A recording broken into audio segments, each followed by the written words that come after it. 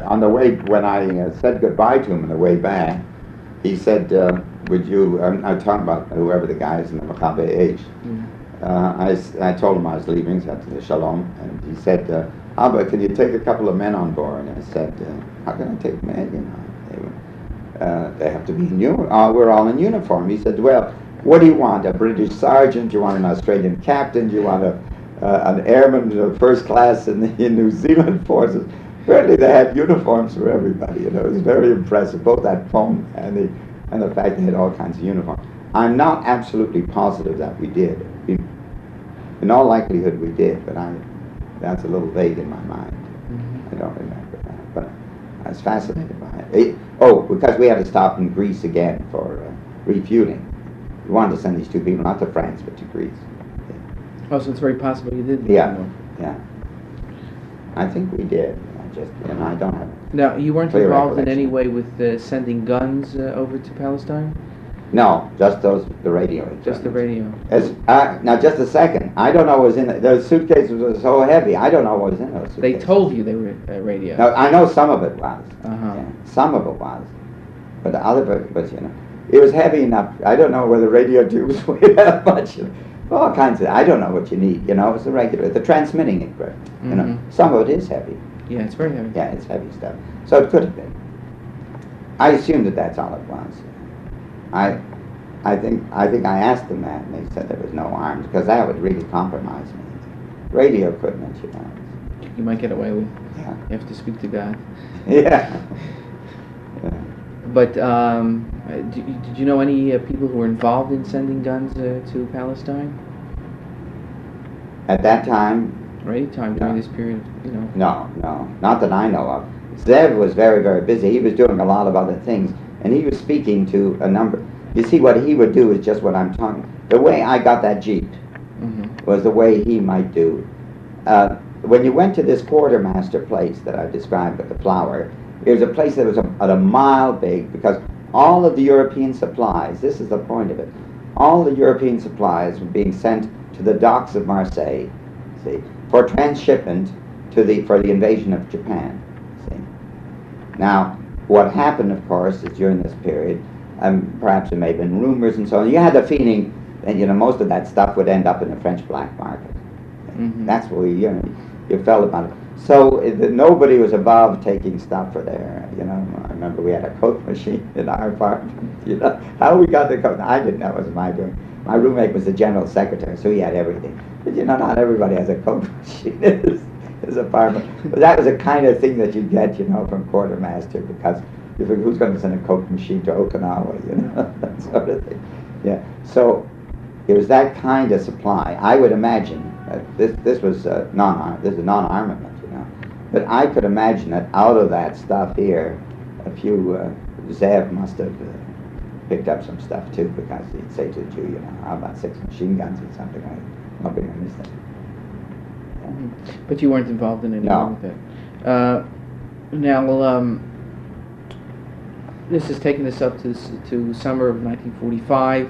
This is during, a lot of this was during the summer of 1945. Right, and your Palestine trip was in what, again? August 1945. August 1945. I left in September 1945. I left the European theater. In September 1945. Now, what was your impression of the JDC workers that you had been... Very good. Very good work. Did you work in conjunction with them? Yes, we worked very closely with JDC. For example, how did you give me incidents where... Well, I remember, for example, we went to Ort. We sent some people. There's an Ort operation in Marseille, and we'd send people up to the Ort. In other words, JDC would work with Ort and so on. Was there anything? Specifically, I'd be pretty hard to remember. It's just a general. Again, it'd be a matter of the lists and so on, communication, more than anything else, communication. The big job was then finding who was still alive, you know, and communicating back to America. That was really the main thing. Well, how would you characterize the role of the chaplain during that period of time? Well, you see, there's very little to do in terms of, there's no military operation on our part. We were trying to just, you know, get enough points to get home. And so that we devoted a great part of our time. Also services. Some of these people came to our, I conducted the service not only for the lay, but I also assisted in the service at the big temple, it's called. It was the only synagogue in Marseille. Mm-hmm. And a number of these DPs had come to see me. And they'd come, the problems, and you'd sit down with them and you talk to them about whatever problem. It might be medical, quite a number of them may be medical problems. Your position... Oh, that was another thing. Oh, yeah, that was another thing, too. Supplies. You see, penicillin was a rarity, very big rarity. It was a recent discovery. I met the Sir Alexander Fleming, the inventor. He visited us, and this was a big, big thing. The guy created penicillin, and we were aware of it. It was very, very, expensive. In America, you couldn't get that kind of thing, and they were very difficult.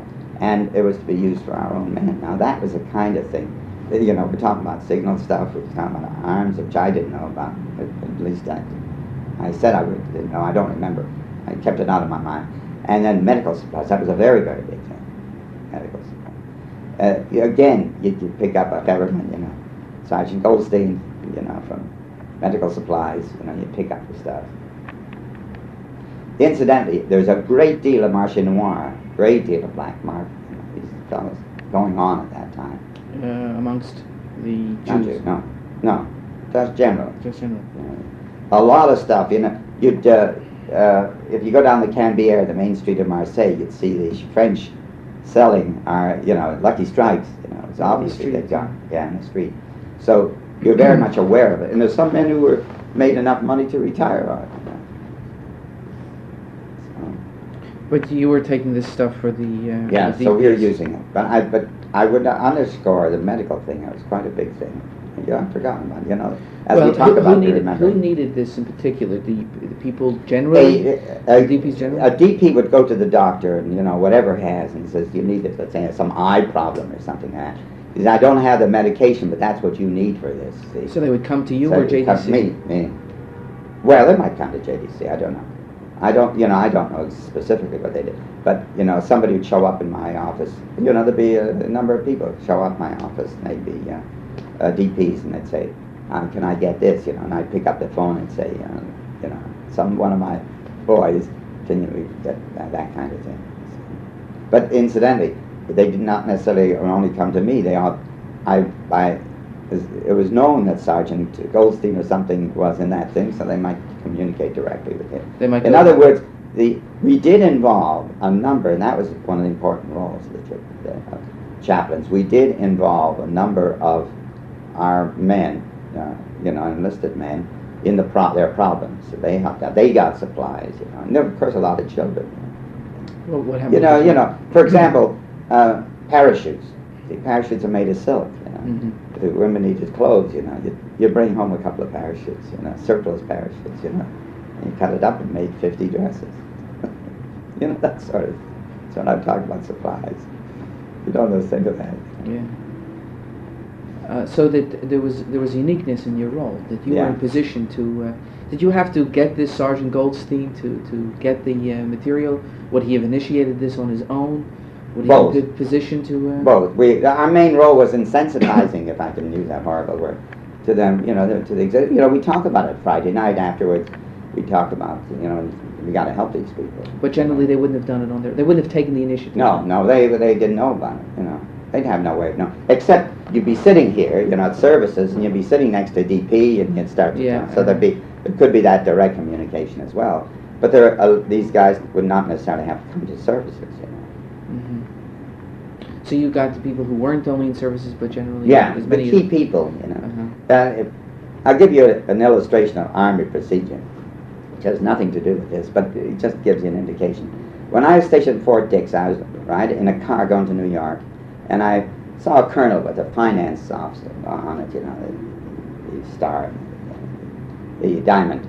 And I said, hey, Colonel, where are you located? He said, it's Second Service Command of Governor's Island. I said, what do you do? He said, I'm the dispersing officer. And then, of course, we were riding for an hour. He said, I write checks every month for $500 million, $500 million. So I said to the Colonel, that's enough. Are you bonded? And these accountants, they don't necessarily have a good sense of humor.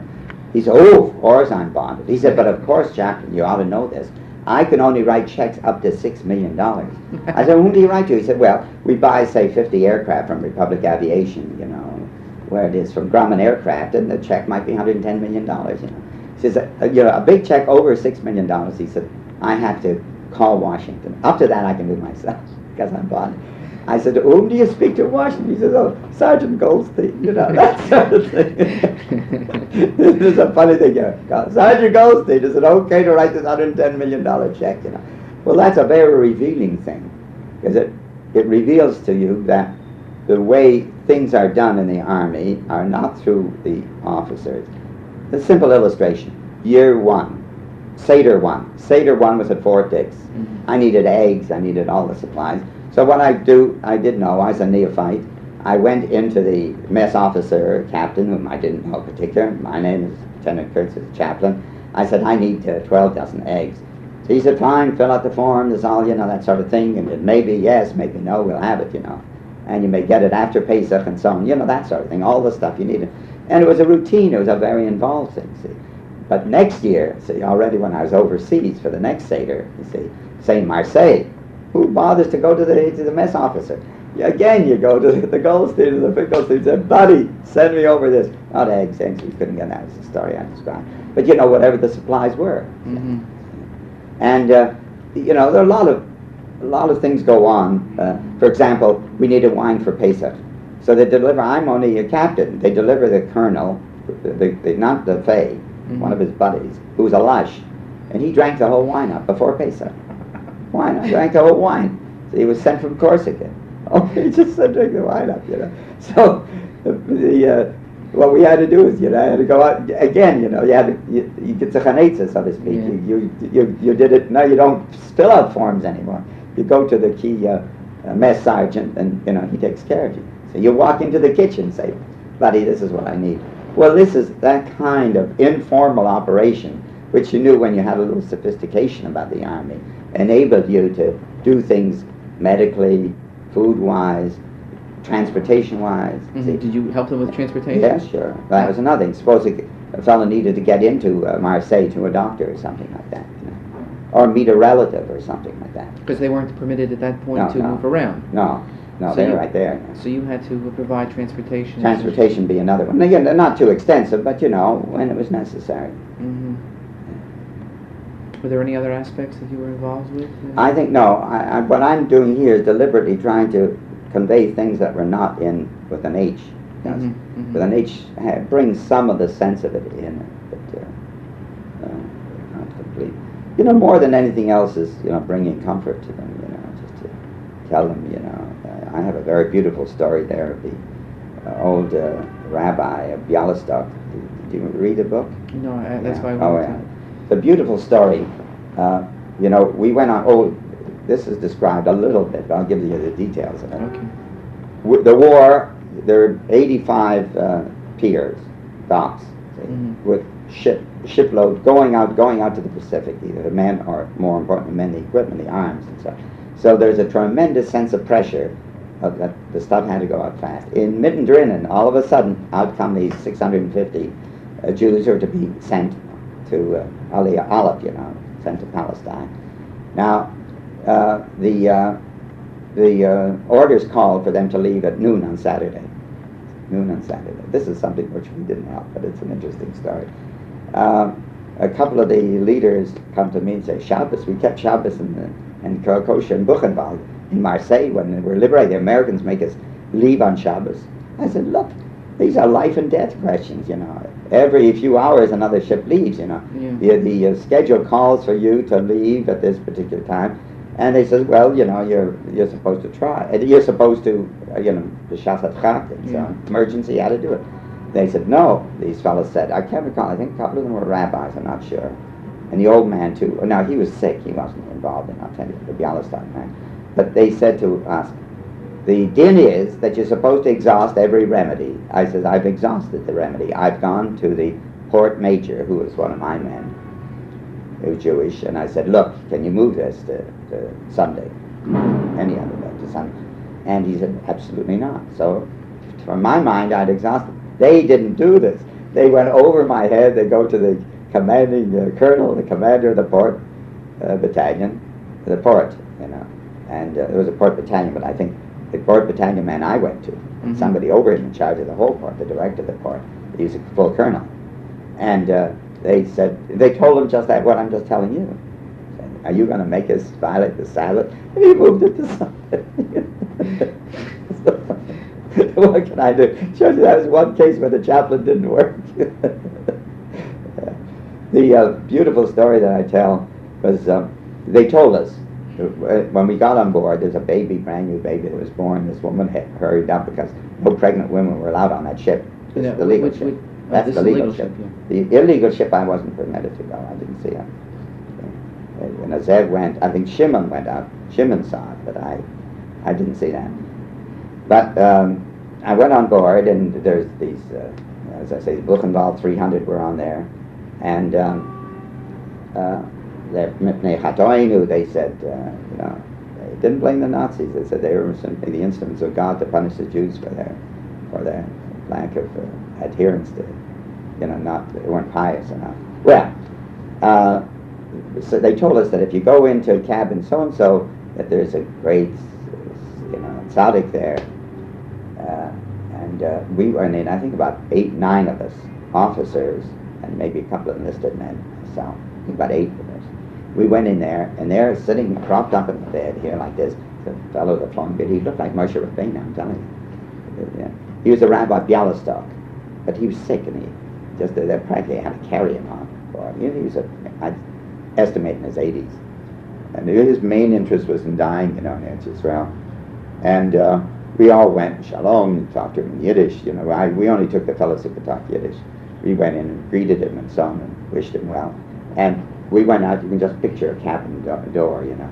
I was the last to go on, he shook hands, and I got to the door, and he said, come back.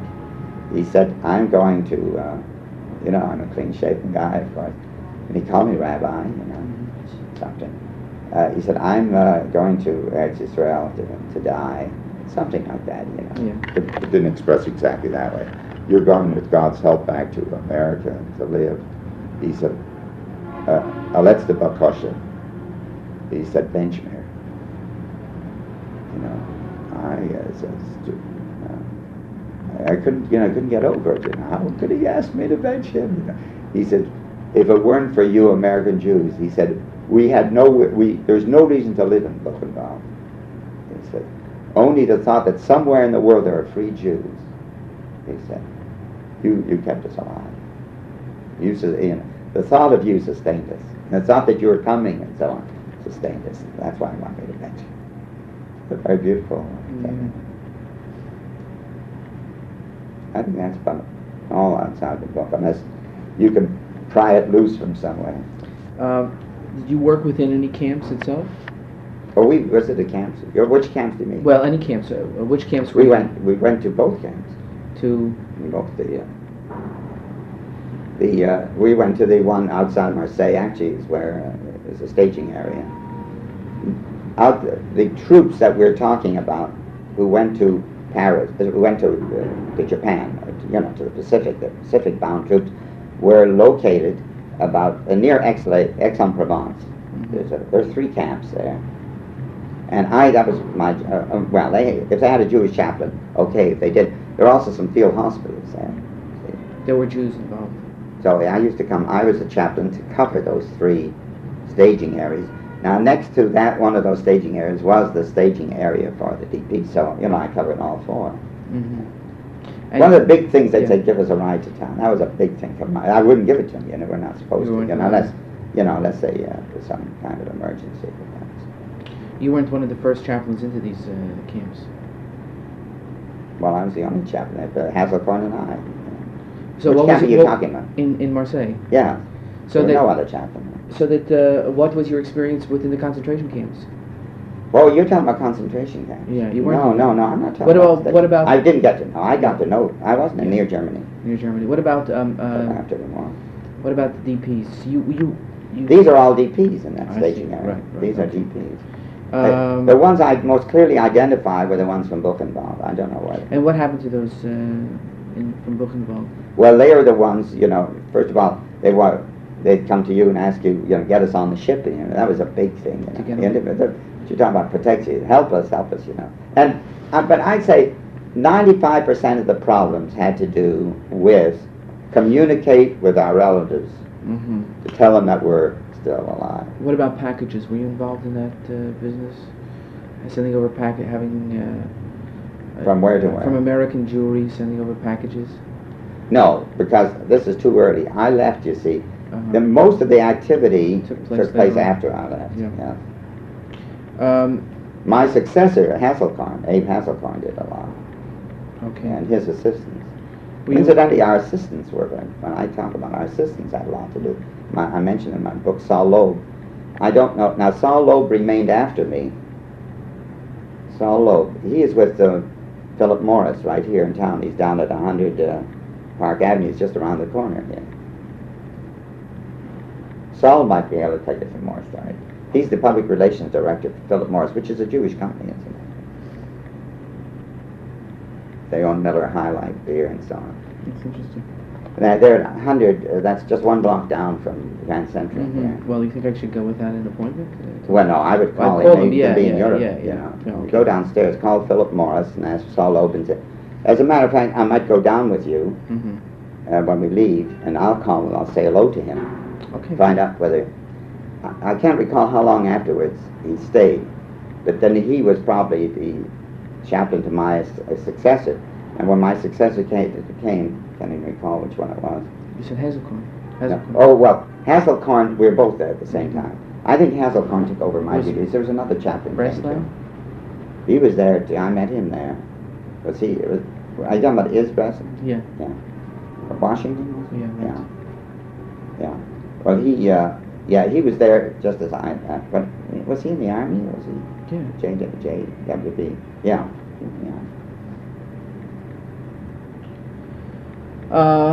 We talked about the JDC, the Jewish Agency, anything with UNRWA? Nothing spectacular except that we, you mean UNRWA helping them? Well, were you involved with UNRWA at all in any way? They were just setting up them.